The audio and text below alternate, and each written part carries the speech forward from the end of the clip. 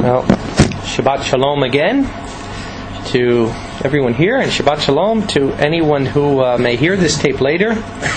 And we are here for our very first Sabbath from the Hayahad Bible School on the Sea of Galilee. We just finished Sukkot in our tour and had a wonderful time, wonderful blessing this year for the feast. And we really look forward to a really, really good school year over here. I have a message today that I started putting together. The Father started giving this to me right before Sukkot, and I finished it up last night and this morning, and it's called Jude's Warning. And I think it's a very serious message, and I hope that people will, once they understand and it's laid out, that it's something that is going on in the body of Messiah today that is a very, very serious problem that needs to be dealt with. And really, as bad as the problem is being caused by certain leadership, the way it needs to be dealt with is the brethren, the body of Messiah, to deal with this problem according to Scripture as it tells us. So let's start in 2 Timothy 4. We'll start in 2 Timothy 4. Starting in verse 1.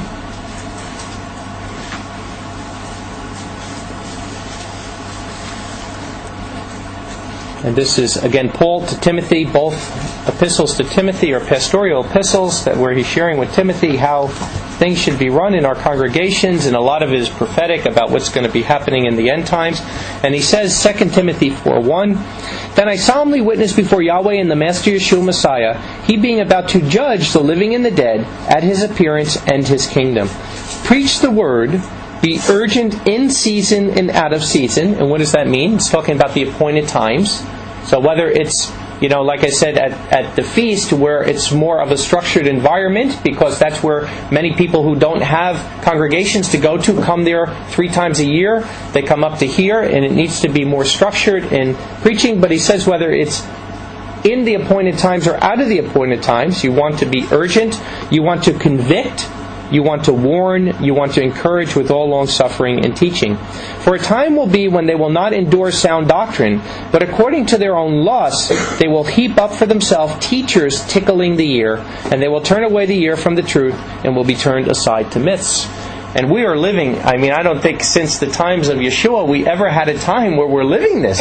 Very, very few congregations and teachers are touching anything on holiness, anything on how we should be living as believers. And there's really no guidelines in most congregations of sin. Anybody is allowed in the door. And I'm appalled sometimes where I'll see in congregations open adultery, people living with each other without being married, every kind of sin going on, and nothing is ever said. And why? Because people are flocking to who? The teachers who are tickling the ear.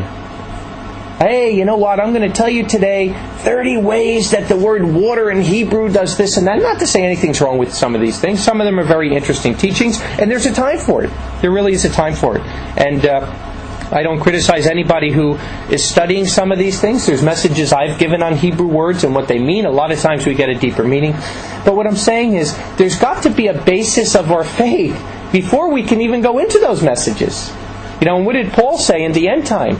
That when you ought to be teachers, you yourself need to be taught, and you need to get milk because you can't handle the meat. And I really think it's a time, it's one of the things that inspired us to go into our Bible lessons that are available to anybody who wants to download them on the website, but to really ground people in the basis of our doctrine before we can really move on to some of these other things. But I don't know how people can go to congregations where there's open sin there and think it's not going to affect you.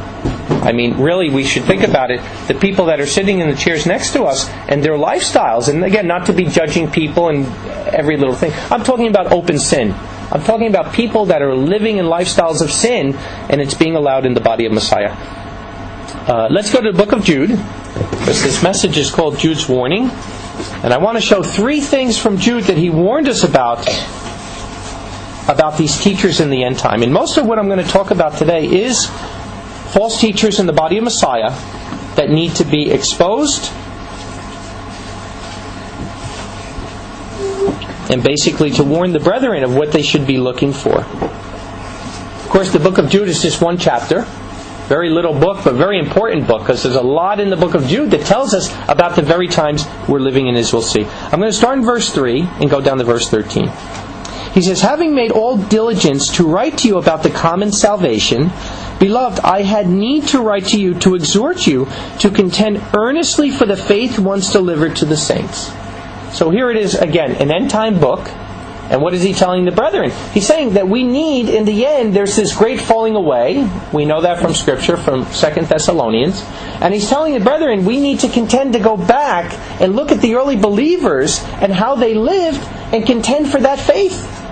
That's the most important thing, because what good is all the knowledge in the world if we're not living lives of righteousness? What good is all the knowledge of the world if we're living lifestyles of sin that's going to keep us from the kingdom? It makes no sense. And look what he says.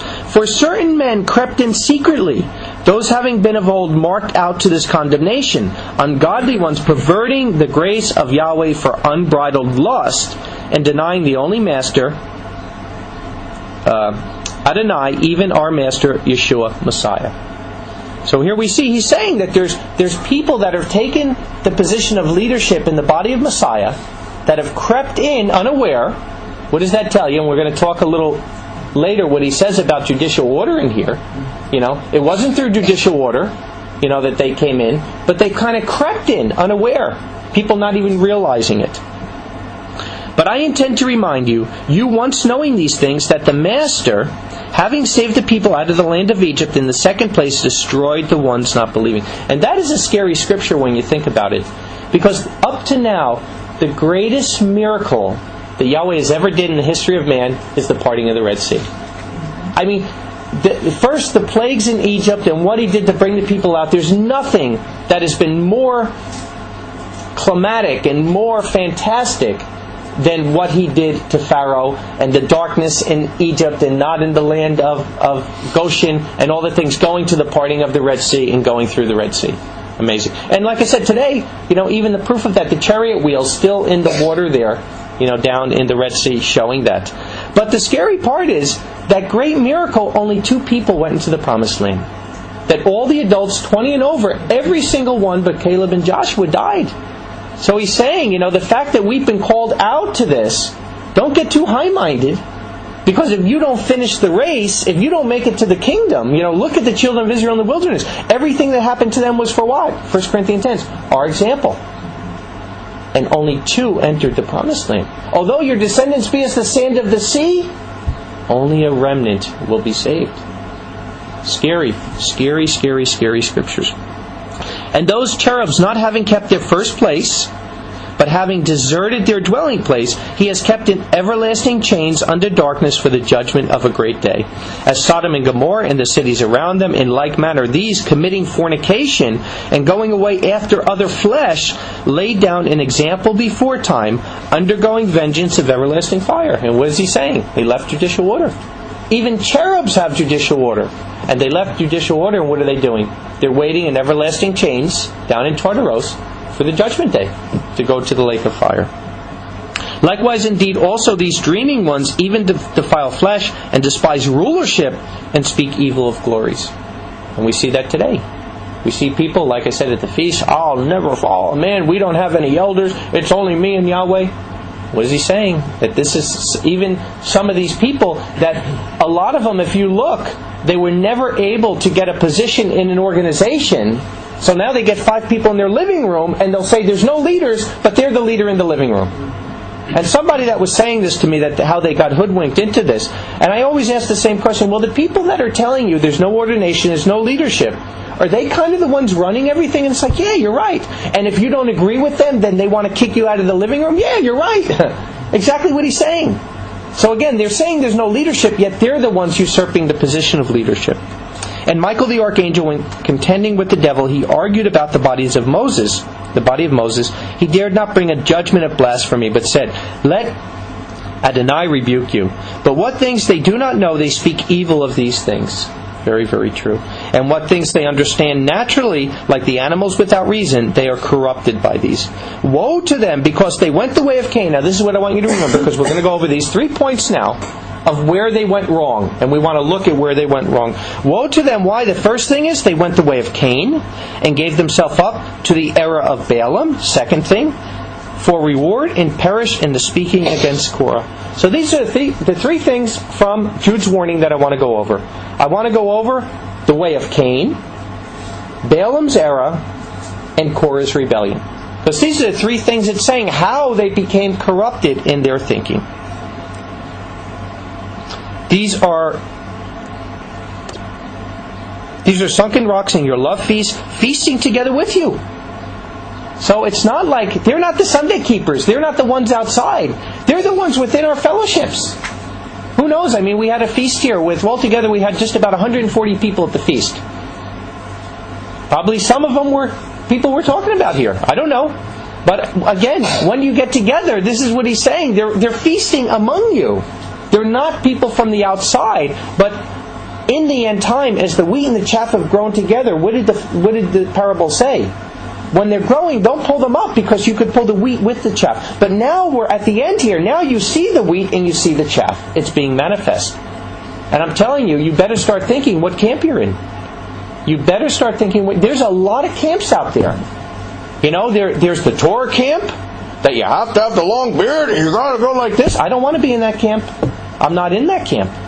There's the rabbinical camp that wants to go toward Judaism and wants to follow all the ways of the rabbis and all the oral traditions that blaspheme the word of Yahweh. I don't want to be in that camp. You know, there's the Sunday camp with the laws down to the cross. Certainly don't want to be in that camp. You better decide what camp you're going to be in. Because the lines are being drawn as I speak. And they've been being drawn, I believe, for the last couple of years. And like Moses said, those on Yahweh's side come to me. And you better start thinking. We have to start thinking, what camp do I want to be in? I'm working on a message all on that. It's something to think about. So there's sunken rocks in your love feast, feasting together with you, feeding themselves without fear. Waterless clouds being carried away by winds. And that's what you see. You see a lot of pride with these people. A lot of pride. No repentance. Fruitless autumn trees, having died twice, having been plucked up by the roots. Why does he say having died twice? Because they're believers. They first died in the world. It's accounted all men once to die and then the judgment. And they're also spiritually dead. That's a scary thing. When he says they died twice, what does that tell you? They're not going to repent. They've gone so far into this. And I've seen it. I've seen it with a lot of leaders that the problem is most of them are not approachable. And when you're trying to go to someone and you're trying to share something and maybe as long as you're praising them, you know, they'll keep your ear for hours. But try to say something where maybe they're wrong and wow, you see the pride come out. Wild waves of the sea foaming up their shames, wandering stars for whom blackness of darkness has been kept forever. And it's scary to think, I mean, Jude is saying here, these people are basically, their fate is sealed. They're evil people waiting to judgment and they're not repenting. And on the other end, you look, many of them have flocks of hundreds and hundreds, if not thousands of people coming to them. You know, just like Yeshua said to the Pharisees in Matthew 23, you keep yourself out of the kingdom and you block the door for others coming in. And how many people, you know, are on their way to destruction because of these leaders? And I want to show you here, because like I said, this is a real serious book, one chapter, real serious. And all three of these things, the way of Cain, Balaam's error, and Korah's rebellion, all three are real serious. And we're going to see in Scripture exactly what the Father says about them. Let's start with the way of Cain. Let's start with the way of Cain. What was the problem with the way of Cain? Let's go to Genesis 4. Genesis, the 4th chapter. I'll read verse 2 through 5.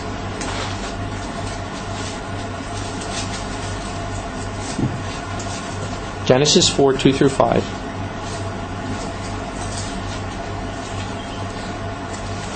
Talking about Eve.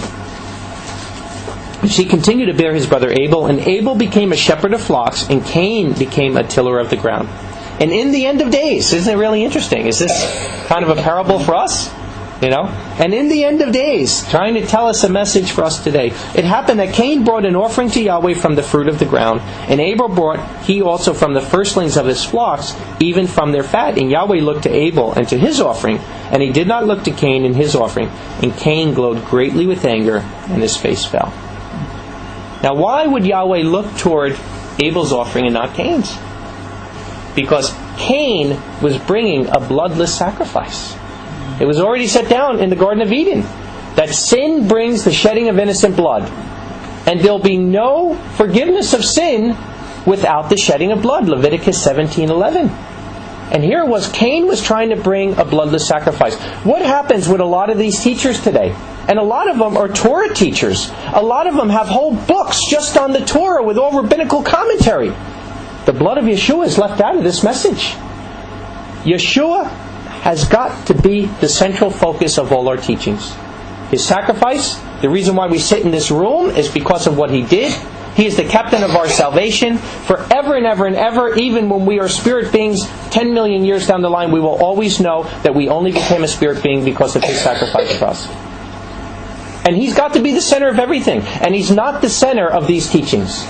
And like I said, some of these people will say they're Torah, everything with the Torah, and yet they leave Yeshua out of it.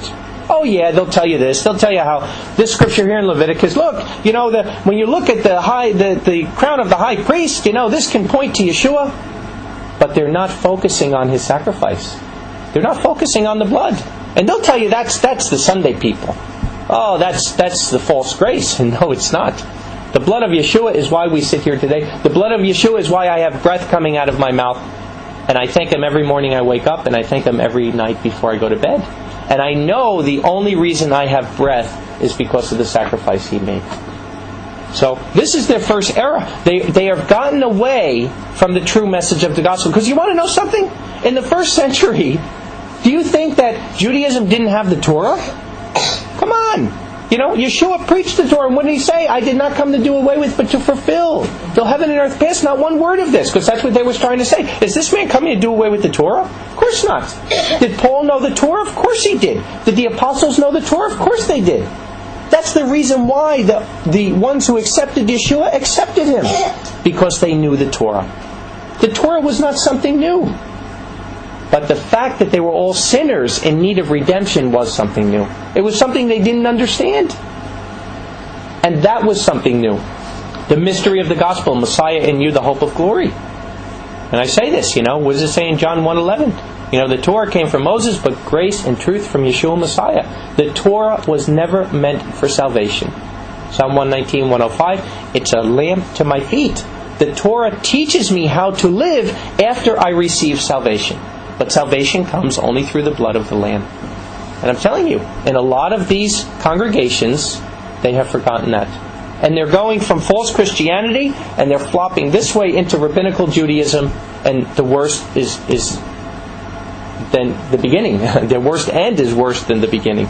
So, one of Cain's problems here. The way of Cain was a bloodless sacrifice. Bloodless sacrifice. Second part of Cain's problem, drop down to verse 10. And he said, "What have you done? The voice of the blood of your brother cries out to me from the ground, and now you are cursed more than the ground which opened its mouth to receive your brother's blood from your hand. When you till the ground, it will not again give its strength to you. You shall be a vagabond and a fugitive on the earth." And Cain said to Yahweh, "My punishment is greater than I could bear. Behold, you have driven me out from the face of the earth today, and I shall be hidden from your face, and I shall be a vagabond and a fugitive on the earth. And it will be that anyone who finds me shall kill me." So here's the second thing of Cain. Beside teaching a gospel-less gospel with a bloodless sacrifice, they're restless wanderers. They're restless wanderers, and most of them, although they may understand parts of the Torah, they do not understand the land covenant. They don't.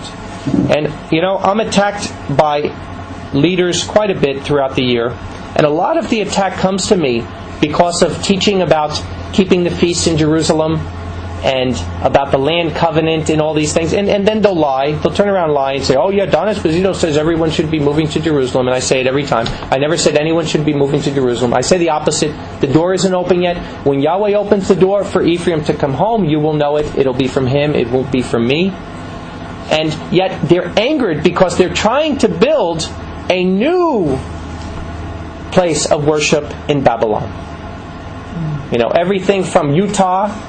If you put Y-E in front of Utah, you come up with Yehuta, and the mountains of Utah are the new Jerusalem, and all these crazy things that are totally unscriptural. And I chuckle because, for that every one person who comes saying, I really hope you rethink, your sermon you do on, next year in Jerusalem, I get 1,000 people that are flocking to it with tears.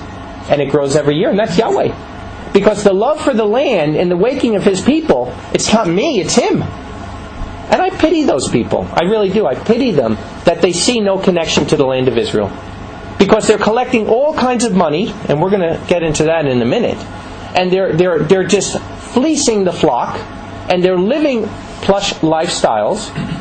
I saw an article in the paper the other day that a senator called Grassley, I don't know if you know who he is. He's been in the Senate for a long time. They started this big probe on a bunch of big evangelists in the States. Benny Hinn is one of them, and Paula White, and some of these people, Creflo Dollar. And it's unbelievable. These people taking $2.5 million a year salary. And most of them are pathetic. They're pathetic. They couldn't put a widget together. But they're getting all this money, supposedly, for Yahweh, and they're taking $2.5 million as salary, beside driving around in limousines, giving themselves Bentley cars. I mean, unbelievable what's going on, and now it's starting to be investigated. Now, I don't believe in the Messianic movement it's gone that far, and probably just because they don't have that much money yet coming in. You look at something like TBN, they have billions of dollars coming in. But that's Babylon, commercial Babylon. The more money, they think it's the more blessing. But again, these Messianic preachers, and like I said, I'll get into that in the second point, selling the word, and money is a problem with it. And that's the reason why they don't want to see their inheritance in Israel. That's the reason why they don't want to preach the word of the end time of Ephraim's redemption back to the land. Because life is too good in Babylon. Life is too good in Babylon. But the second part of Cain, the first part was bloodless sacrifice. The second part is they're restless wanderers. They don't understand the land covenant or the new covenant. Some of these teachers that are supposedly Torah teachers say, someone told me there was a message that one of the organizations gave, their Torah organization, what's so new about the new covenant? They teach there is no new covenant. One man was so put down by another preacher publicly because the book of Hebrews clearly shows there's a new covenant. He did away with the book of Hebrews. And people still go. People will still go. And I'll say to people that say to me, I went to so-and-so's, and I'll say, wow, you went there? Did you know he did away with the book of Hebrews? Oh yeah, but I just kind of put that on the shelf. Really? Really? Wow. Whoever takes one word of this away, one word, will be taken out of the book of life. And you're going to follow a man who said that a book in the Bible is not there anymore? Wow. It scares me. It scares me. One word. I mean, we should pray for these men, but they follow them, the blind leading the blind. How on earth can anyone follow a person who's... If I came and told you, I realize Deuteronomy is not a book of the Bible. We're not going to read from Deuteronomy anymore. I would hope you'd all run out the back door. Scary. But people following. And that's the reason why they're not preaching the land covenant. They're not preaching the redemption that's coming to the land. Let's go to the second point. Balaam's error. Second point of Jude's warning was Balaam's error. What was Balaam's error? Let's start looking at this. Numbers 22. Numbers 22. And we'll see in a way all three of these all tie in together. Numbers 22, we'll read 2 and 3. I'll drop down to 7 and then 16. And Balak the son of Zippor saw all that Israel had done to the Amorites, And Moab greatly feared because of the people, for it was many, and Moab was vexed by the presence of the sons of Israel. Everybody knows the story, right? Remember when Balaam and Balak was coming, and he wanted Balaam to curse Israel, and he came to him, and we'll drop down to verse 7, and the elders of Moab and the elders of Midian left with the rewards of the seer in their hand, and they came to Balaam and spoke the words of Balak to him. Drop down to verse 16. And they came to Balaam and said to him, So says Balak the son of Zippor, Please do not be hindered from coming to me, for I will honor you with much honor. And literally when you look that up, it's talking about substance, it's talking about money and gold and all these things. And all that you say to me I will do. And please come, curse this people for me. And Balaam answered and said to the servants of Balak, If Balak would give to me his house full of gold and silver, I could not go beyond the mouth of Yahweh my Elohim to do anything small or great. Now this wasn't something great on Balaam's part. He wasn't saying because of his faith he couldn't do it. What he's saying is basically Yahweh's the one that's going to curse or bless. So no matter, even though it was customary that preachers like Balaam, false preachers as we'll see, used to get gold and silver for preaching, he was saying, it's Yahweh who's going to do the cursing of the blessing. So even if you gave me all your house, there's nothing I can do. He knew it. He knew he couldn't curse somebody. He didn't have the ability or the power. Same as Simon Magus in Acts the 8th chapter. Why did he ask Peter to sell me this power, that whoever I lay hands on may get the Holy Spirit? Because he knew he couldn't do it. He knew he didn't have the power. It comes from Yahweh. So it's not that Balaam was so great, saying, I'm not going to do it because of my righteousness. He was saying, I can't do it because I don't have the power to do it. If we go to Numbers 24, just a page or two over, just read verse 10 and 11. And you know the story would happen. That Yahweh kept putting blessing in Balaam's mouth because Yahweh wasn't going to curse Israel. Numbers 24, 10 and 11 says, And Balak's anger glowed against Balaam, and he struck his hands together. And Balak said to Balaam, I called you to curse my enemies, and behold, you have altogether blessed them these 3 times. And now flee to your place. I said to honor you with great honor, but behold, Yahweh has kept you back from honor. So again, this was the normal procedure. Whenever somebody needed a blessing, what would happen?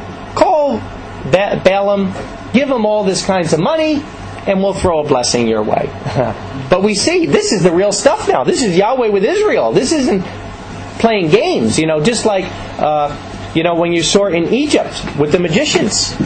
There were certain tricks they were able to do through their sorcery, but when push came to shove, after the 4th plague, they couldn't repeat it, because these were things that were coming from Yahweh. But clearly, in Balaam's normal mode of operandi was what? It was selling these blessings for money. And I see it on TV. I'm shocked when I'll see something where there'll be somebody on TV that will say,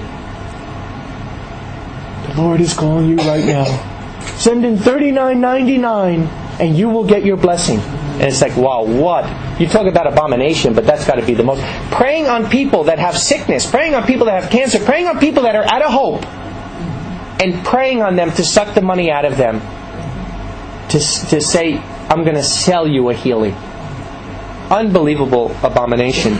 But is it any better for the Messianics that you go on their website and you see the little cart? Can you imagine? We're putting Yahweh's word in a cart?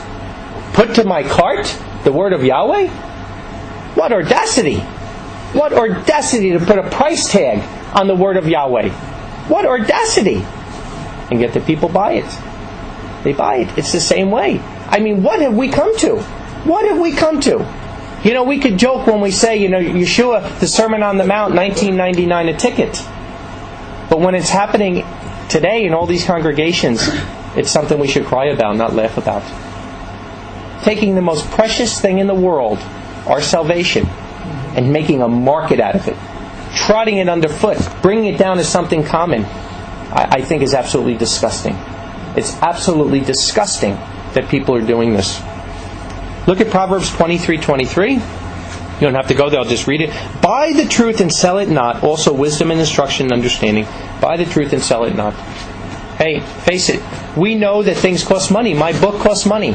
I don't have a book tree in my backyard that I just go in the back and pull books off the tree. It costs money to produce that book. It costs money to write it, produce it. It costs money. Buy the truth. And that's why people that are tithing and giving their tithes to help the work voluntarily, we're taking that money and what are we doing? We're producing books. We're buying the truth. But we're selling it not. Right in the front page. This book is free. It is not to be sold. I don't have the authority from Yahweh to sell His Word. If I were to sell that book when more than half of it is Scripture, what am I doing? I'm plagiarizing Yahweh, the Creator of the universe. I'm plagiarizing. I can't take someone else's book. What would happen if I went to the bookstore, took somebody else's book, crossed out their name and put my name and started selling it? I would be sued for plagiarism. And that's exactly what people are doing. They're taking the word of Yahweh, they're putting their name to a tape or a CD or a book or whatever it is, and they're selling it. They're marketing it. And how did Yeshua look at that? He went into the temple and He whipped the money changers and cast them out. He said, "My Father's house is a house of prayer, and you've made it a den of robbers." And they've made it a den of robbers. They made it a den of robbers. Some of these Messianic congregations, even on Friday evening and Saturday, will be setting up tables and selling them. Selling all kinds of stuff. Selling CDs, selling books, selling this. And it's absolute abomination. And how do we, as His people, as His remnant people, how do we feel about it? Are we going with the flow? Are we saying, well, hey, but it's good here, it's this and that? Or are we exposing this and writing letters? I'll guarantee if these ministries got 10,000 letters that said, "Stop it now. We are not going to buy your things anymore, your wares. Stop it now," they would think twice about it. Why do they continue? Because it's Babylon. Because it's Babylon and people are buying, and as long as the money is flowing in, nothing will ever change. But is it showing love on our part if we're buying the wares of these people? It's not. We're not showing love to them because they'll never repent as long as the faucet is open and the money is coming in. Isaiah 55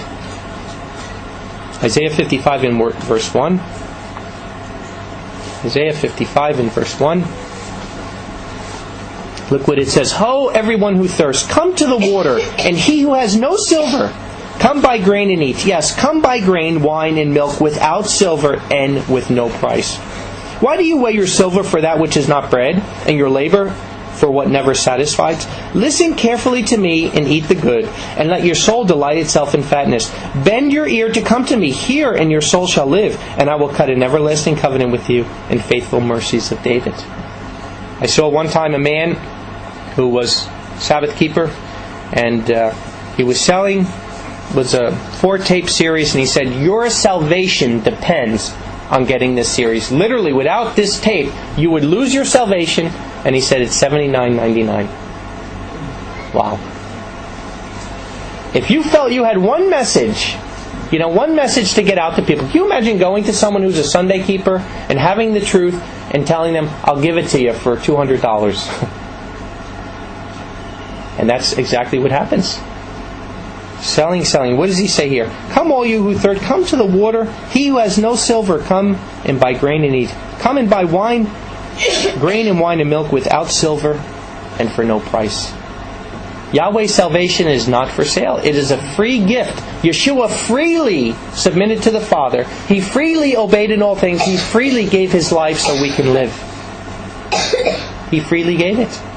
And we, freely you received, freely you give. Matthew 10 verse 8. "Heal sick ones, cleanse lepers, raise dead ones, cast out demons. Freely you received, freely give." Freely you received, freely give. The same way that somebody's sacrifice, somebody's hard work, somebody's tithe paid for something, whether it was a tape, whether it was some kind of material or a Bible verse or whatever brought you to the truth, somebody's hard-earned tithe paid for that so you can freely receive, and now we have to freely give to others. It's not about money. We were saying yesterday, about going over some of the things that I believe makes Congregation of Yahweh different than many other groups. But one of the main things is, praise the Father, that, like I said, we're not stronger, smarter, better than anybody, but we don't have hirelings. We don't have people that are selling Yahweh's word. And when I meet people, sometimes even real good men, and even their hearts are good, some of them, but it's like a blinder comes on when the money comes up. And I've heard people say to me, well, yeah, but if you don't sell your book, how can you reproduce it? It's like salvation doesn't depend on my book. I produce it until it's gone. And if Yahweh wants it, He'll bring money to reproduce it. And when there's no money to reproduce it, Yahweh will use something else. And that's the problem. It's Yahweh's work, not man's. And these men, everything is centered around their work and their individual ministries. 12 times in the New Testament, Yeshua's congregation is referred to as congregation of Yahweh. 12 times, 12 references. And yet when you look at all these men, they all have private names to their ministries. This name and this name. I'm not saying the names are bad, but they're not coming to the ecclesia that Yeshua started. Yeshua started something, and we're not starting something different.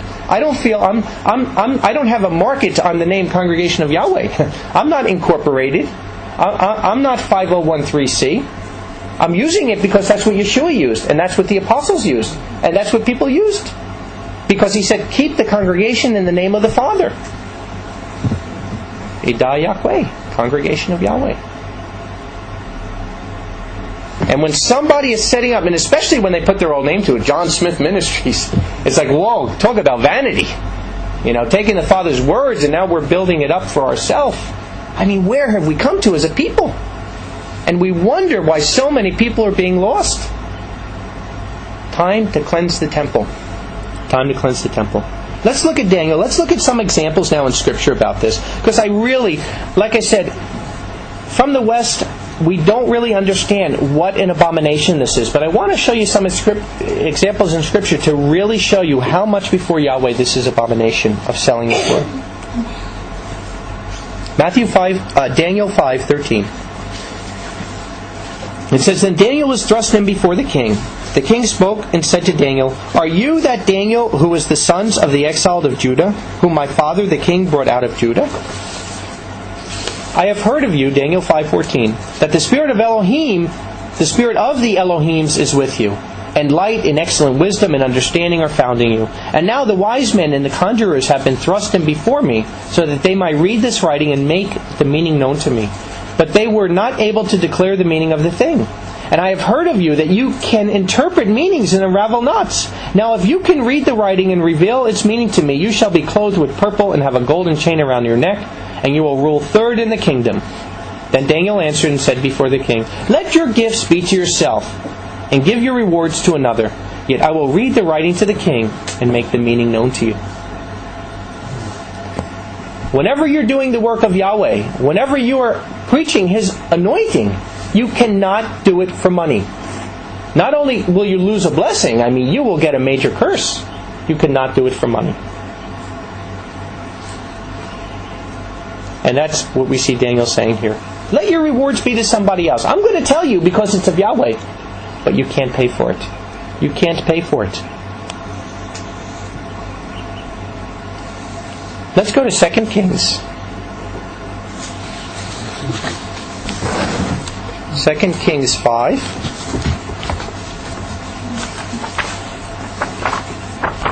Because I want to show you what happens, and a really, really sobering example of what happens when Yahweh is doing a work and somebody tries to use it for profit. What happens? 2 Kings 5, I'm going to start in 1 through 16, then I'll drop down to 20. It says, And Nahum, the commander of the army of the king of Syria, was a great and exalted man before his master, for Yahweh had given deliverance to Syria by him. And he was a brave warrior, but leprous. And the Syrians had gone out in bands, and they seized from the lands of Israel a little girl. And she was before Nahum's wife. And she said to her mistress, Oh, that my master were before the prophet who is in Samaria. Then he would recover from his leprosy. And one went in and told his master, saying this, and she said, The girl who is from the land of Israel. And the king of Syria said, Go in, and I will send a letter to the king of Israel. And he went and took in his hand 10 talents of silver, and 6,000 of gold, and 10 changes of garments. I'll tell you, leprosy was a nasty thing, and he was ready to pay a handsome sum for his healing. And he came to the king of Israel with the letter, saying, And now when this letter comes to you, behold, I have sent to you my servant Nahum. Naaman, and you shall recover him from his leprosy. And it happened when the king of Israel read the letter, he tore his garments and said, Am I Elohim to kill and to keep alive, that this one is sending to me to recover a man from his leprosy? Imagine the king. I mean, most of these guys, they were not focusing on Yahweh, and they were scared to death of the people around. Now he's getting a letter saying, heal this guy of leprosy. He's like, who am I? Who am I, Elohim, that I'm going to heal him of leprosy? For consider now and see, for he is coiling himself toward me. That's why I say I love the interlinear. Because that one word you get, coiling. What does it mean when it's coiling? It's just so literal. He's coiling toward me, because it's like a corkscrew. Every time you turn it, it gets a little bit closer to the thing. And that's the word that's used in the Hebrew. For he is coiling himself toward me. And it happened when Elisha, the man of Elohim, heard that the king of Israel had torn his garments, he sent to the king, saying, Why have you torn your garments? Let him come now to me, and he shall know that there is a prophet in Israel. Pretty interesting. Let him come to me, and he will know that there's a prophet in Israel, not that there is prophet in Israel. They're preaching for prophet, but this man was a real prophet. And Naaman came with his horses and with his chariot and stood at the door of the house of Elisha. And Elisha sent a messenger to him, saying, Go, and you shall wash 7 times in the Jordan, and your flesh shall return to you, and you shall be clean. And Naaman was angry and went on and said, Behold, I said, he will certainly come out to me, and he will stand and call on the name of Yahweh his Elohim, and will wave his hand over the place and recover the leper. Because that's the way the soothsayers did it. That's the way the magicians would do it. Waving their hand or their wand. Are not Abana and Pharpah, the rivers of Damascus, better than all the waters of Israel? Shall I not wash in them and be clean? And he turned and went on in fury. And his servants came near and spoke to him and said, My father, if the prophet had spoken a great thing to you, would you not have done it? How much rather then, when he says to you, Wash and be clean? And he went down and dipped in the Jordan 7 times according to the word of the man of Elohim. And his flesh returned like the flesh of a little boy, and he was clean. Now, why was it, do you think, that Elisha didn't just heal him? Why do you think it is that he had to tell him to do something? Judicial order. Because Naaman was so used to soothsayers and magicians, he had to show him judicial order that Yahweh's prophets don't do it the same way. And that's the reason why he told him. And he went back to the man of Elohim, he and all his company, and came in and stood before him and said, Behold, now I know that there is not a Elohim in all the earth except in Israel. And now please take a gift from your servant. And he said, As Yahweh lives before whom I stand, I shall not take. And he pressed on him to take, but he refused. Could not. It would be abomination. He couldn't. Something that Yahweh did, he could not take a gift. Because then it would be taken away that it was from Yahweh. It would be taken away from there. Let's drop down to verse 20 now. In Gehazi, remember Gehazi, the servant of Elisha, the man of Elohim, said, Behold, my master has spared this Syrian, Naaman, not to receive from his hand that which he has brought. As Yahweh lives, surely I will run after him, then I shall take something from him. And Gehazi ran after Naaman, and Naaman saw one running after him, and got down from the chariot to meet him. And he said, Is there peace? And he said, Peace. My master has sent me, and he's lying, of course, saying, Behold this now, 2 young men from the hills of Ephraim have come to me, the sons of the prophets. Please give to them a talent of silver and 2 changes of garments. And Naaman said, Be pleased, take 2 talents. And he urged on him, and he bound 2 talents of silver and 2 purses and 2 changes of garments, and gave to 2 of his young men, and they carried before him. And he came to the hill and took out of their hand and put away in his house. And he sent the men away, and they went. And he went in and stood by his master. And Elisha said to him, Where are you from, Gehazi? And he said, Your servant did not go here or there. And he said to him, Did not my heart go out when the man turned from his chariot to meet you? Is it a time to take silver and to take garments, and olives, and vineyards, and flocks, and herds, and male slaves and slave girls? Yea, the leprosy of Naaman shall cling to you and to your seed forever. And he went out from him as leprous as snow. Scary, scary, scary. And I say the same thing today to the men that are fleecing the flock. Is it time to take silver?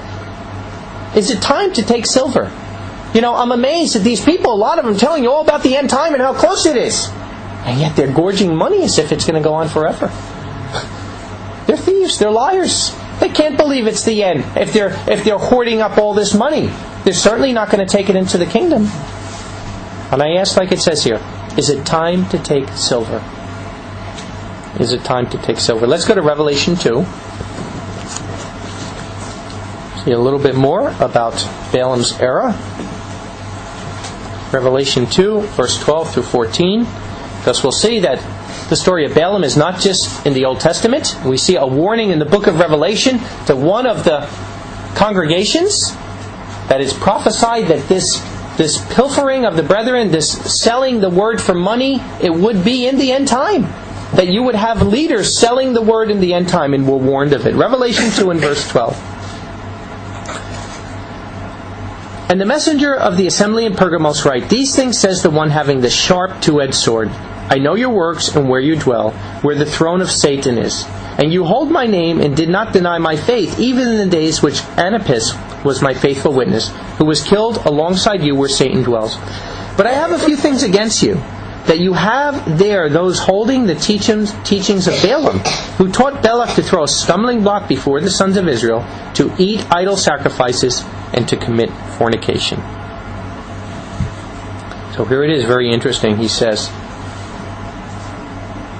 there are ones in the end time here who hold the teachings of Balaam, preaching for profit. And what is it doing? What is that doing? It's causing a stumbling block before the children of Israel. And I want to show you that it's not just their sin or their era that are selling these things, but I'm going to show you what it says about the people who are buying them. You know, guilt by association, it's there in Scripture, and it's scary. And like I said, Matthew 23 to the Pharisees, they're not going in themselves, and they're blocking the door to those who are entering. And these men are doing the same thing. They're putting a stumbling block before the sons of Israel. And it's really interesting, if you look in pagan customs and pagan cults, like I said, you'll find that all ancient pagan cults always did the same thing. They did for money.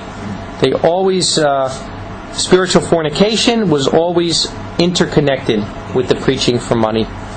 And we know in the Bible it's called spiritual fornication. Go back to Numbers 25. See a little bit more about Balaam.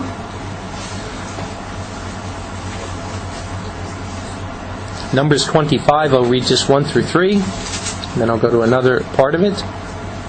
Numbers 25, 1 through 3. And Israel lived in Shittim, and the people began to fornicate with the daughters of Moab.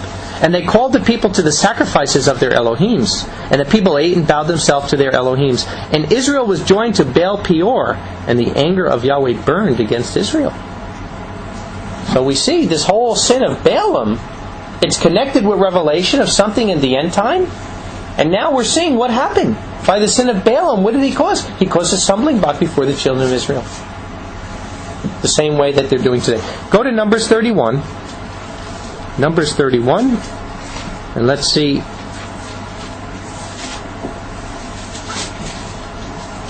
what it was. Numbers 31 and verse 8. It says, And they killed the kings of Midian besides the rest of their slain, Evi, and Rechem, and Zor, and Hur, and Reba, 5 kings of Midian. They also killed Balaam, the son of Beor, with the sword.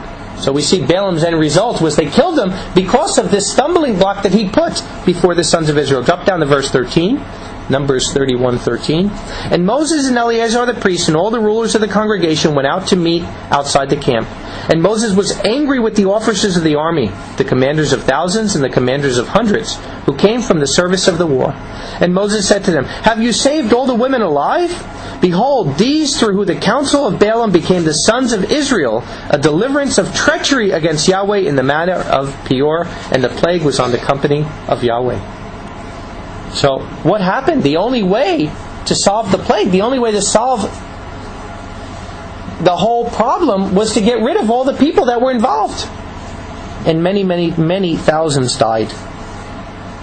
Many, many, many thousands died.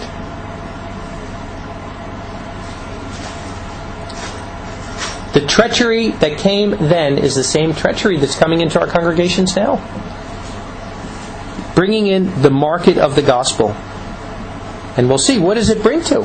What happened? It caused the children of Israel to take foreign women and commit fornication. By these people preaching for profit, you know, like we say, putting 2 and 2 together, functionally thinking, what does it tell you? they're not going to preach anything hard. They're not going to preach about holiness. They're not going to preach about divorce and remarriage. They're not going to preach about sin. Because if they preach of those things, the congregations are going to get smaller and smaller. But we're told in the end time, it's a narrow road. But they want it as broad as possible, because the more people, the more money. And it's Balaam's sin that they're having congregations that are filled with spiritual adultery. They're having congregations that are filled with unrighteousness. And what we see, one thing from Scripture, whether it's physical sickness, we saw that even on the tour. If one person is sick, what happens? Other people can get sick. And what does the Bible tell us? Quarantine ourselves. Spiritually the same way. You bring in one spiritually defiled person into your camp and you don't deal with it, that will go around like wildfire. And before it's ended, you know what will happen? That whole congregation will split up. I've seen it over and over and over. Let one defiled person stay in your camp and let him sprue his wickedness, and very shortly everyone will, it'll split the congregation up, that people will become defiled. So Balaam's sin is pretty nasty. It's a pretty bad sin. Balaam's error.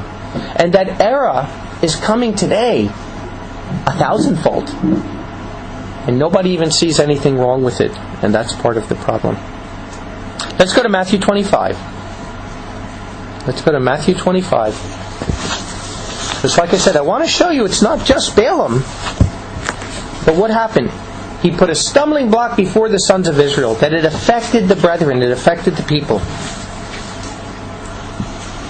And look at Matthew 25. This is really interesting what it says here.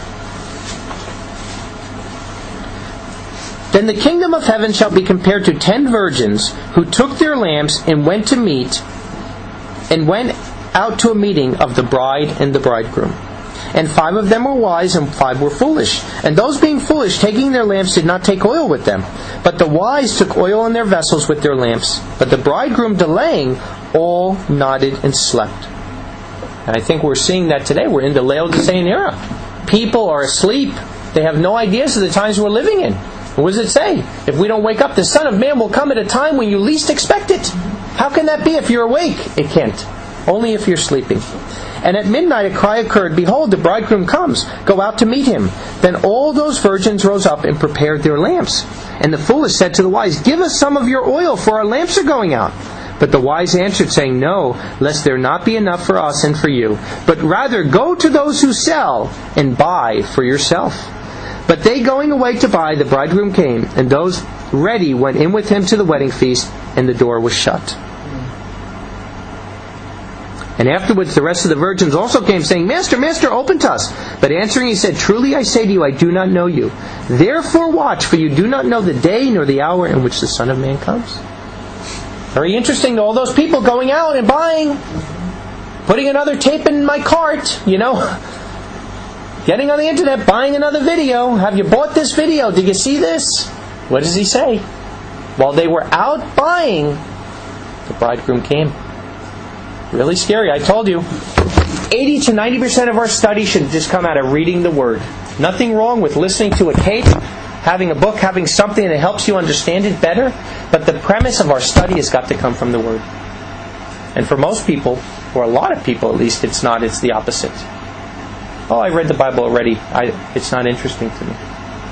But scary Scripture. It's not just the ones who are selling their wares, but the ones who are buying. They're putting a stumbling block before the congregation of Yahweh. And if it's prophecy, that means it's going to happen. How many will be out there buying the wares when the Son of Man comes and the door is shut? Scary, scary Scripture. And I say that we're living in a time of knowledge, but remember, you have eternal life dwelling in you. If you've been immersed in the name of Yeshua, and you've, accepted His blood for the forgiveness of your sins, and you had laying on of hands by an elder, and you have a Spirit living in you, you have eternal life in you.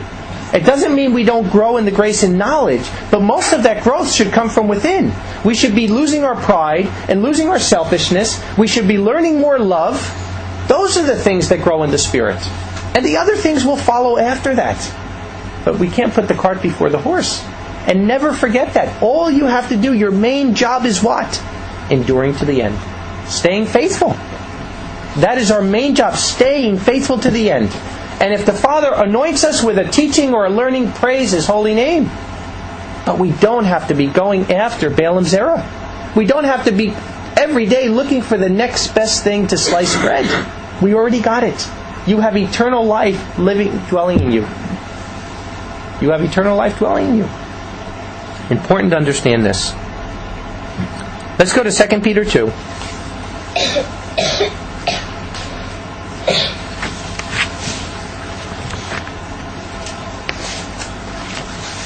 Second Peter, the second chapter.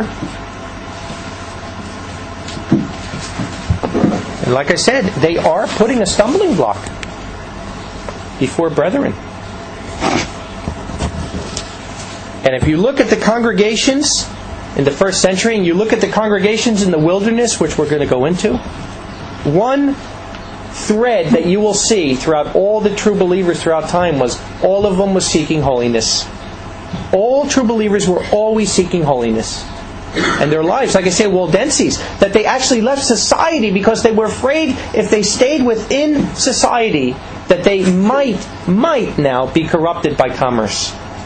So they took the higher road to say, we're going to live away from people to do that. And are we seeking that? Are we seeking holiness in our fellowships? Or are we just seeking, like I said, the next best thing to slice bread? 2 Peter 2, 1 through 3. But false prophets were also among the people, as also false teachers will be among you, who will secretly bring in destructive heresies, and denying the master who brought them, bringing swift destruction on themselves. Yeshua's deity. He didn't pre-exist. He's not Elohim. Man, these are things we went through in the first century. Already these heresies were there. They started then and they've crept back into our congregations today. How on earth would you want to listen to anything? The same thing I say. There could be somebody out there who's the nicest person in the world. The Amish, they have all these nice family things. But if they don't believe in the Ten Commandments, I don't want any of it. I don't want the tree of the knowledge of good and evil. Because even if it's 85% good, there's 15% evil, and I'm just not smart enough to know the difference. Adam and Eve thought they were smart enough. I know I'm not smart enough to know the difference. If I go to the tree of life, if I go to the book, I know it's only life, it's only good. If I stick to the book, I know I can't be deceived by Satan. But if I keep going back to the tree of the knowledge of good and evil, I will be deceived. Maybe not today, maybe not tomorrow, but I will be deceived. Important to understand that. Bringing in these destructive heresies, even denying Yeshua, denying His pre-existence. The oneness doctrine, that Yahweh and Yeshua is the same being. And they actually say when the kingdom is over, the millennium, that Yeshua just disappears. He just disappears. And then it's only the Father. Wow. That's exactly what's going to happen to Satan. Satan is the one that's going to disappear. And what does he do? He wants to bring his fate on everybody else. Unbelievable. And people believe it. How many people are falling into these heresies? How many people are falling into these heresies? The floating Sabbath. The Sabbath is Tuesday this month. It's Wednesday next month. All kinds of heresies creeping in. And for this reason. Because people are not understanding Yahweh's judicial order. And many will follow their destructive ways. Verse 2. By whom the way of truth will be evil spoken of. And that's what happens. You know who they come after? The messenger. They'll follow all this evil wickedness that is not in Scripture. And who's the guy that's going to be attacked? The guy who's preaching the truth. The guy who's telling people, don't leave your wife and marry another. It's adultery. And they don't want to hear it. They don't want to hear it. But you know something? I got Yahweh's Spirit. I can put up with it. I'm ready for the battle. I'm ready for it. Because I know we are in the last days. And I know it's going to get tougher and I know it's going to get harder. But we have to be mentally straight for this. And I love Yahweh's brethren too much and I love His Word too much to let these people win. We have to preach the truth at any cost. And let the chips fall where they're going to fall. And by covetousness and well-turned words, they will use you for gain, for whom judgment of old does not linger, and their destruction does not slumber. Exactly what they're doing. Covetousness spirit, and they use you for gain. All you are is a number. How many times, a meeting we're going to have somewhere, how many will be there? How many people? What's the difference? It was me and 2 others. Who cares?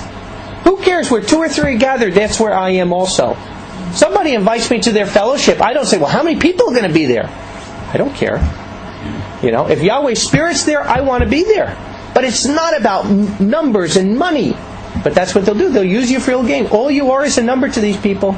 You may not think so, but I'm telling you, bring the truth to them and you will see how quick you'll be thrown out. You could have sat in that chair for 20 years. Bring the truth and you'll see how much damage control they'll do. They'll get rid of you very, very quickly. Drop down to verse 10. And most of all those going after flesh in the lust of defilement and despising rulership, darers, self-satisfied, they do not tremble at glory, speaking evil, where cherubs, being greater in strength and power, do not bring against them a reproaching charge before Yahweh. But these is unreasoning natural beasts, having been born for capture and corruption, speaking evil in that of which they are ignorant, they shall utterly perish in their corruption, being about to receive the wages of unrighteousness, having deemed indulgence in the day to be pleasure, reveling in spots and blemishes, feasting along with you in their deceits, having eyes full of adulteress, and never ceasing from sin, alluring unsettled souls, having a heart busied with covetousness, cursed children, forsaking straight paths. They went astray, following the way of Balaam, the son of Beor, who loved the wages of unrighteousness. Loved it. Loved getting all that silver every time he gave, the good word. But had reproof of his own transgression. The dumbass speaking in a man's voice held back the madness of the prophet. These are springs without water, clouds being driven by tempest, for whom the blackness of darkness is kept forever. For speaking great swelling words of vanity, by the lusts of the flesh, by unbridled lust, they allure those who are escaping the ones living in error, promising them freedom through themselves being slaves of corruption. For by whom anyone has been overcome, even to this one he has been enslaved. Exactly what is happening today. They're taking these people that are leaving the paganism of Christianity and they're alluring them into Judaism. Out of the pot into the frying pan. And by swelling words, the rabbis have done this for thousands of years, the rabbis have it all right. No, they don't. Anybody who hasn't heard my tapes on the oral law, read them. You will see modern Judaism is a modern religion started by Rabbi Akiva in the 2nd century. It was not the Judaism of ancient times. And that's what they're doing. Very alluring word. Taking these poor innocent souls, these people that are waking up to the truth, that are coming out of Christianity and paganism, and trying to draw them to the other side. Sad. Let's go to the third point. Third point. Korah's rebellion. Korah's rebellion. Korah's rebellion. No judicial order. Let's go to Numbers 16.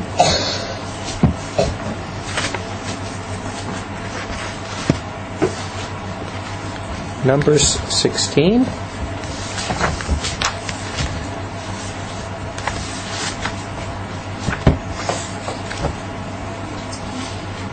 I'll read 1 through 11, then I'll drop down to 15 and 16.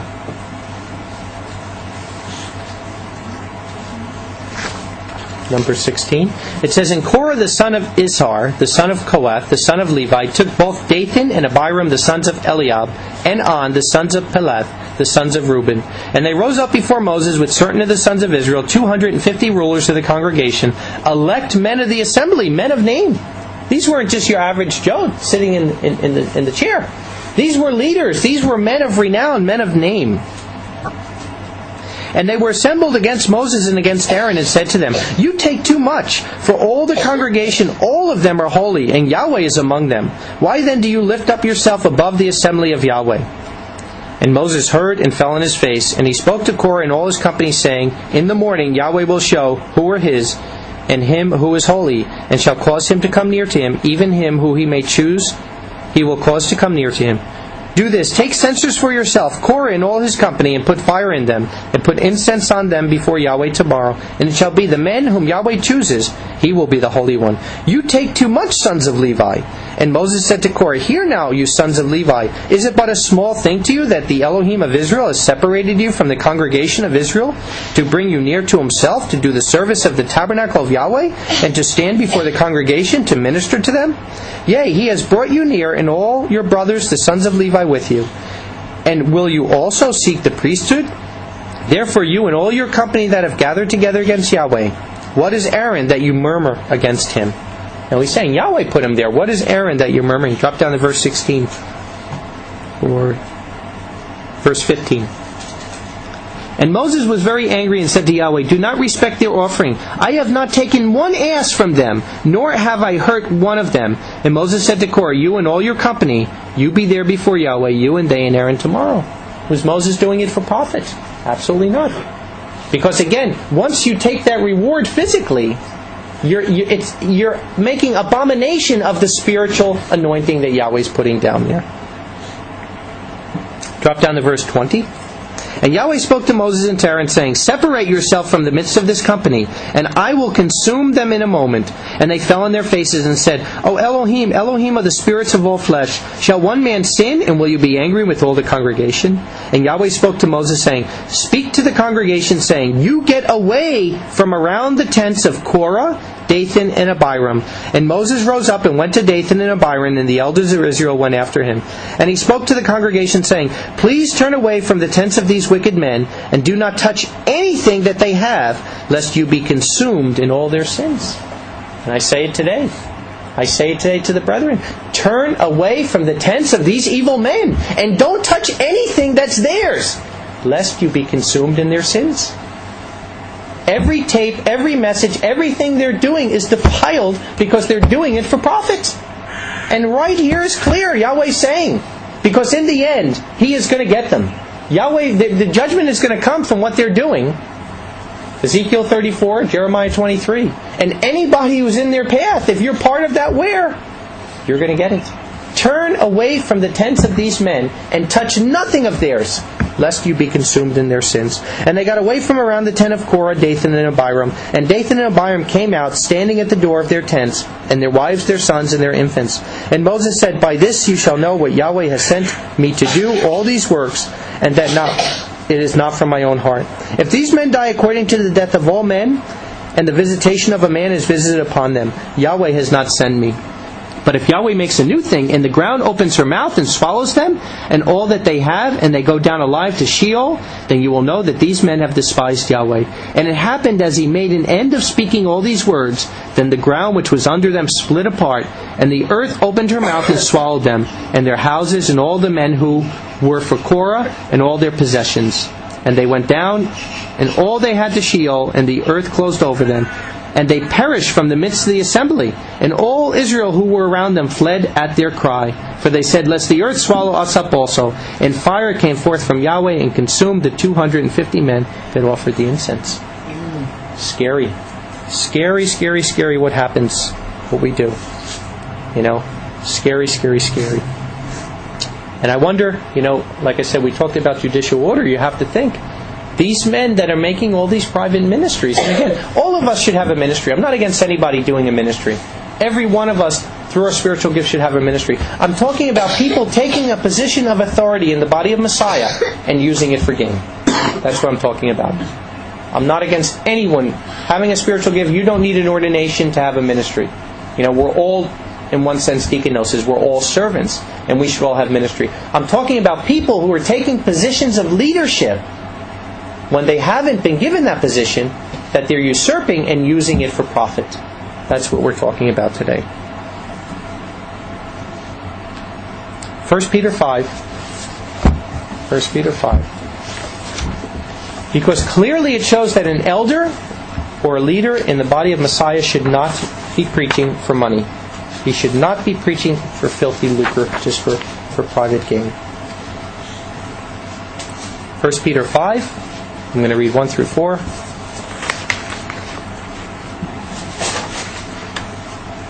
It says, I, a fellow elder, exhort the elders among you, I being also witness of the sufferings of Messiah and being sharer of the glory about to be revealed.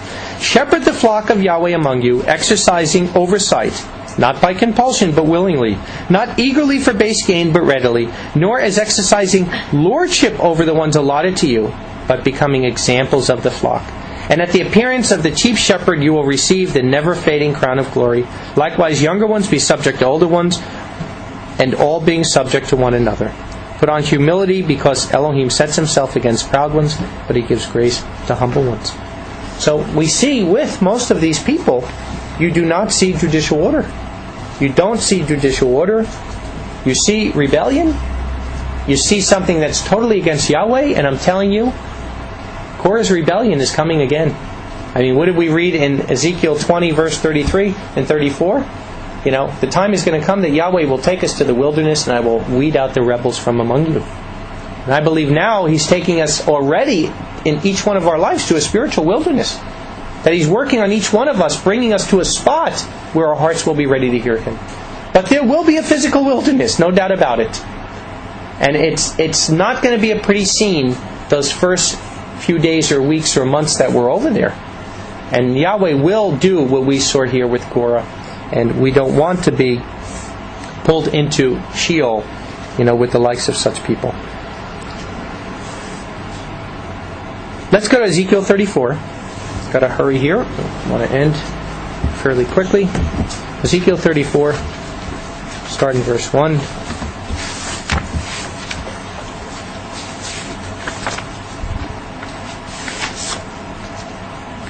It says, "And the word of Yahweh was to me, saying, Son of man, prophesy against the shepherds of Israel."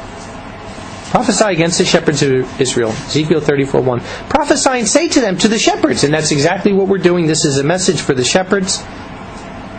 So says Yahweh Adonai, Woe to the shepherds of Israel who are feeding themselves. Should not the shepherds feed the flock? You eat the fat, you clothe yourself with the wool, you sacrifice the fat ones, you do not feed the flock. You have not made the weak strong, and you have not healed the sick, and you have not bound up the broken, and the banished have not been brought back. And you have not sought the lost, but you rule them with force and with harshness, and they are scattered for a lack of a shepherd. And they became food for all the beasts of the field when they were scattered. My sheep strayed through all the mountains and on every high hill, and my sheep were scattered on all the face of the earth, and none searched and none sought for them. For this reason, shepherds, hear the word of Yahweh. As I live, declares Yahweh Adonai, surely because my sheep became a prey, and my sheep became food for all the beasts of the field, from not having a shepherd, and because my shepherds did not search for my sheep, but the shepherds fed themselves, and did not feed the flock, therefore, all shepherds, hear the word of Yahweh.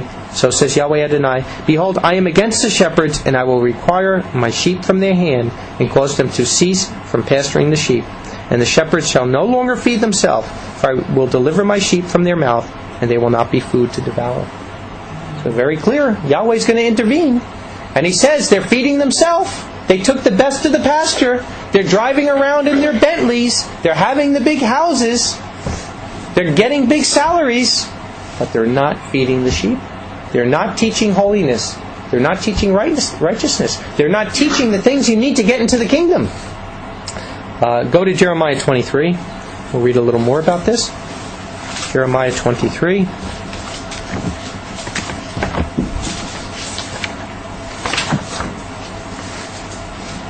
Jeremiah 23, 1 through 4. Woe to the shepherds who destroy and scatter the sheep of my pasture, declares Yahweh. So Yahweh, the Elohim of Israel, says this against the shepherds who shepherd my people. You have scattered my flock, and have driven them away, and have not visited them. Behold, I will visit on you the evil of your doing, says Yahweh, and I will gather the remnant of my flock out of all the lands where I have driven them there, and I will bring them again to their fold, and they shall be fruitful and multiply, and I will raise up shepherds over them who will tend to them, and they will fear no more, nor be terrified, nor will they be missing anything, says Yahweh. And it's prophesied in the end time that Yahweh will regather His people and bring them back to the land. And like I said, what I'm saying is, come here at feast time. See your inheritance. Feel the land, touch it. Get a feel for what you're going to have forever. And in Babylon, they're saying, no, don't do it. They want to have feasts at water parks. They want to have feasts with all this kind of wild, and pleasure-seeking stuff going on. And like I said, even sometimes close friends of mine have urged me, don't preach to the people to come to Jerusalem for the feast. Why not? Why not? That's what the Word says. The Word says exactly that. And I say, is it a commandment in our diaspora? No, it's our punishment that worldwide we can't do it. But it's an honor for the ones that the Father brings every year. It's an honor to be here. And they're not preaching it. And the sheep are scattered. And again, it's for lack of shepherds. Drop down to verse 16. Verse 16. So says Yahweh of hosts, do not listen to the words of the prophets who prophesy to you. They make you vain. They speak a vision of their own heart, not out of my mouth. And some of these men, over the last several years, and again, we're all men, we all make mistakes. If somebody says, well, I feel this is going to happen, or, if you look at world events, but some of these men have said, Yahweh told me this. and it hasn't happened. And when someone says that, how many times do you have to prophesy falsely to be a false prophet? Once. How many people do you have to murder to be a murderer? One. So if somebody has said, Yahweh said this, and proved to be a false prophet, why on earth would people keep falling back? But what happens? They lay low for about 3 months, and then all of a sudden they come back with another false prophecy. And I've seen it over and over and over again. And you could show it to people, oh yeah, but he changed now, or he just doing this, or he was wrong here. It's like, when are people going to wake up? Yahweh has given us a way to know a false prophet. That's why I say nothing wrong with saying, I'm feeling this way in my spirit, I'm led this way, we're all men. But when you say, Yahweh said this, and it doesn't happen, you've set yourself up to be a false prophet. They say to those who despise me, Yahweh has said, you shall have peace. And they say to everyone who walks in the stubbornness of his own heart. Let's drop down to verse 20. The anger of Yahweh shall not turn back until he has executed, and until he has set up the purpose of his heart. In the latter days you shall understand it perfectly. Again, latter day prophecy for what's going on today. I have not sent the prophets, yet they ran. I have not spoken to them, yet they prophesied. But if they had stood in my counsel, and had caused my people to hear my words, then they would have turned them from their evil way and from their evil doings. What is the job of the shepherd in the end time? To turn them back to righteousness. To turn them back to holy living. And that's what the Torah is there for. To teach us right from wrong. Not just to teach us little intricate things about a Hebrew word. It's to teach us the way to live. Am I Elohim near, says Yahweh, and not Elohim from afar? Or can anyone hide himself in secret places so that I do not see him, says Yahweh? Do I not feel heaven and earth, says Yahweh? I have heard what the prophets said, those who prophesy lies in my name, saying, I have dreamed, I have dreamed. How long is this there in the heart of the prophets to prophesy lies? Yea, the prophets of the deceit of their own heart. They plot to cause my people to forget my name by their dreams which they tell, each one to his neighbor, even to their fathers have forgotten my name for Baal. And many of these people, they say they're preaching Torah, and they don't use the name Yahweh. And I'm not saying the exact pronunciation, I mean the Yod He Vav He. They don't use it. They're still using pagan titles. They're still using God. They're still using Lord. And yet supposedly they're bringing the people back to Torah. 7,000 times in the Bible we're told the Father's name is Yahweh. 7,000 times. Boy, that's enough for me to know his name is Yahweh. It doesn't take much. The prophet who has a dream, let him tell a dream. But he who has my word, let him speak it faithfully. And that should be where we want to be.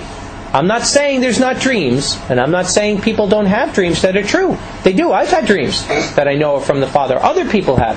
But what I'm saying is the people that are misleading people through these false visions, this is the scripture we want to fulfill. He who has a dream, let him tell a dream. But he who has my word, let him speak it faithfully. We want everything to be confirmed by the word.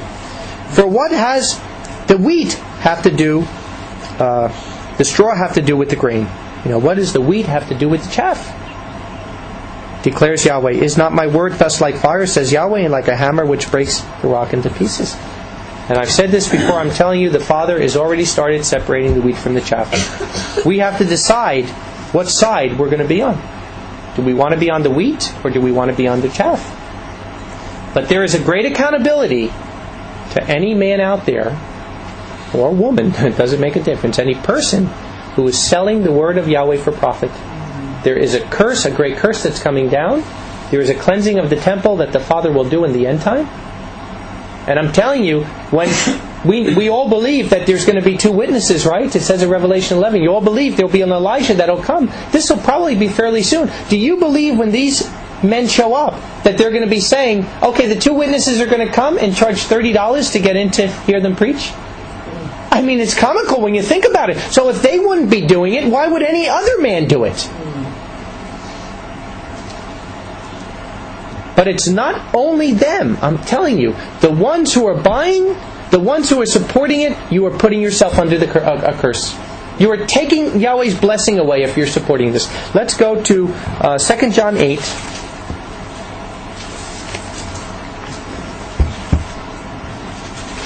2 John 8.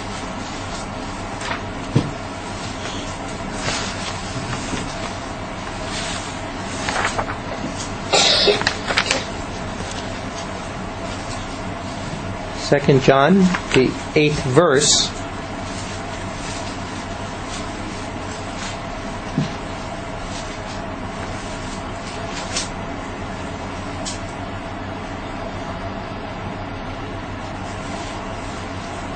It says, watch yourself, that we may not lose the things we worked out, but that we may receive a full reward.